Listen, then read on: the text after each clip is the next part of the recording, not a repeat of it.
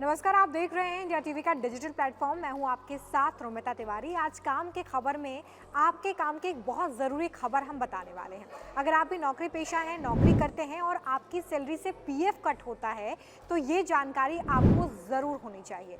देखिए, इस वक्त ईपीएफ को लेकर बहुत सारी जानकारी सोशल मीडिया पर सर्कुलेट की जा रही है, जिसमें ये दावा किया जा रहा है कि अब आपका पीएफ 1800 कटेगा, आप अपनी मर्जी से पीएफ कटवा सकते हैं या फिर आप अपने पीएफ का 100% पैसा विड्रॉल कर सकते हैं। ये सारे सवाल आपके मन में भी होंगे कि इसके पीछे की सच्चाई क्या है। तो आज एक एक करके इन सवालों के जवाब जानेंगे और ये जानेंगे कि इसके पीछे की सच्चाई क्या है, ये जो दावे किए जा रहे हैं इनके पीछे का सच क्या है। तो आइए इसकी शुरुआत करते हैं। सबसे पहली बात ये समझेंगे कि आखिर ईपीएफ क्या है। क्या ये कोई नई स्कीम है या फिर सरकार की तरफ से पुरानी ही स्कीम में लेबर कोड को जोड़कर इसे नया बनाया गया है। तो सबसे पहले आपको इसके बारे में बताती हूँ। दरअसल सरकार ने 1952 वाली ईपीएफ स्कीम की जगह अब ईपीएफ स्कीम 2026 को लागू कर दिया है। अब इस स्कीम को लागू करने के बाद क्या बदलने वाला है, इसके बारे में वीडियो में हम आगे बात करेंगे। लेकिन इसका मतलब ये बिल्कुल नहीं है कि पीएफ का पूरा सिस्टम बदल रहा है, यानी कि जिस तरीके से आपके अकाउंट से पीएफ कटता था, आपकी सैलरी से पीएफ कटता था, उसी तरीके से कटता रहेगा। लेकिन अब इसमें कुछ बेसिक बदलाव किए गए हैं। ये बदलाव आपके लिए कितने अच्छे हैं, क्या इसका नुकसान हो सकता है, इसके बारे में भी आगे आपको बताऊंगी। लेकिन ये जो नया नियम है ये सोशल सिक्योरिटी कोड 2020 के तहत लाया गया है, ताकि नियमों को और ज़्यादा ट्रांसपेरेंट, साफ, स्पष्ट और आपके लिए डिजिटली बहुत ज़्यादा एक्टिव बनाया जा सके। यानी कि कोशिश की गई है कि जो भी नौकरी पेशा है या जो भी कर्मचारी है जिसके अकाउंट से, जिसकी सैलरी से पीएफ कट रहा है, वो बहुत आसानी से सिस्टम में ढल सके और सारी चीज़ों को समझ सके। अब बात करते हैं 1800 तक पीएफ योगदान अनिवार्य क्यों किया गया है और क्या ये सभी लोगों पर लागू होगा, तो इसके बारे में आपको बताती हूँ। तो देखिए, अभी तक क्या होता है कि आपकी जो भी बेसिक सैलरी है, मान लीजिए कि आपकी बेसिक सैलरी 50,000 रुपये है, तो उस 50,000 रुपये पर 12% का पीएफ काटा जाता था। यानी कि जो आपकी बेसिक सैलरी है उस पर पीएफ कट किया जाता था और ये सैलरी के हिसाब से वेरी कर सकता है हर कर्मचारी के लिए। किसी व्यक्ति की 1 लाख सैलरी हो सकती है, किसी की 20,000 हो सकती है, किसी की 80,000 हो सकती है। तो ये जो पीएफ का पैमाना है ये अलग अलग हो सकता था, लेकिन कटेंगे 12% ही और वो बेसिक सैलरी पर काटे जाते थे। लेकिन अब जो नया नियम होगा उसके मुताबिक क्या होगा कि 15,000 रुपये की वैधानिक वेतन सीमा होगी और इस 15,000 की जो वैधानिक वेतन सीमा है इसी पर आपका पीएफ काटा जाएगा। यानी कि नए नियम में 15,000 की वैधानिक वेतन सीमा के हिसाब से 12% यानी कि 1800 रुपये तक का योगदान आपके लिए बिल्कुल अनिवार्य होगा। मतलब कि ये आपको देना ही होगा। अगर आप अपने हिसाब से, अपनी सहूलियत के हिसाब से इसमें कुछ भी बढ़ाना चाहते हैं तो वो आप कर सकते हैं, लेकिन 15,000 रुपये की वैधानिक वेतन सीमा पर आपको 12% यानी कि 1800 अपनी बेसिक सैलरी पर देने होंगे नए नियम के हिसाब से।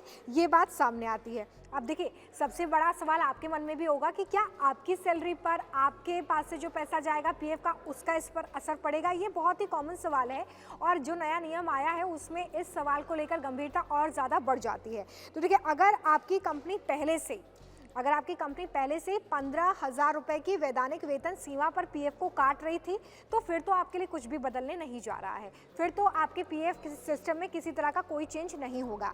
लेकिन अगर आपकी कंपनी जहां भी आप काम करते हैं वो पूरी बेसिक सैलरी पर पीएफ काटती थी तो फिर कंपनी और कर्मचारी, मतलब कंपनी पर भी निर्भर करता है और अगर आप एम्प्लॉय हैं वहाँ पर तो इस पर भी निर्भर करता है कि आप आगे जाकर कोई अतिरिक्त योगदान तो नहीं देना चाहते हैं। अगर आप कोई अतिरिक्त योगदान देना चाहते हैं तो वो आप दे सकते हैं। 1800 का पीएफ योगदान जो है वो अनिवार्य है। यदि कर्मचारी इससे ज़्यादा पीएफ जमा करना चाहते हैं तो वो पूरी तरीके से आपकी स्वेच्छा पर डिपेंड करता है कि आप 1800 के बाद यानी कि इस 12% के बाद अगर कुछ और पैसे भी पीएफ में डालना चाहते हैं तो वो आप डाल सकते हैं। उसके लिए आप अपनी कंपनी को इन्फॉर्म भी कर सकते हैं। लेकिन यहाँ पर 2 ही कंडीशंस हैं।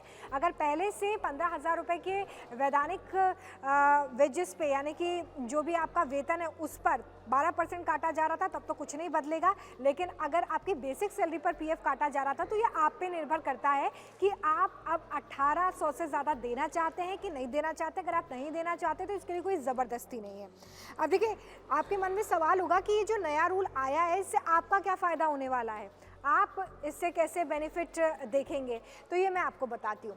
इन हैंड सैलरी जो है वो आपकी बढ़ सकती है अगर आपका पीएफ सिर्फ 12% ही कट होता है, क्योंकि आपका पीएफ कम कट होगा तो ऑटोमेटिकली आपकी जो सैलरी है जो आपके हाथ में आएगी वो ज़्यादा बढ़ जाएगी। तो इन हैंड सैलरी जो है वो आपकी यहाँ पर बढ़ जाएगी। अतिरिक्त पीएफ कटौती अब अनिवार्य नहीं होने से कुछ कर्मचारियों के हाथ में जो मिलने वाली सैलरी है वो बढ़ती है। अभी हम देखते थे कि कुछ लोगों की सैलरी इतनी कम होती थी कि पीएफ कटने के बाद बड़ा एक मिनिमल सा अमाउंट उनके हाथ में आता था या इतना ही आता था जिसमें उनका गुजारा बता चल सके।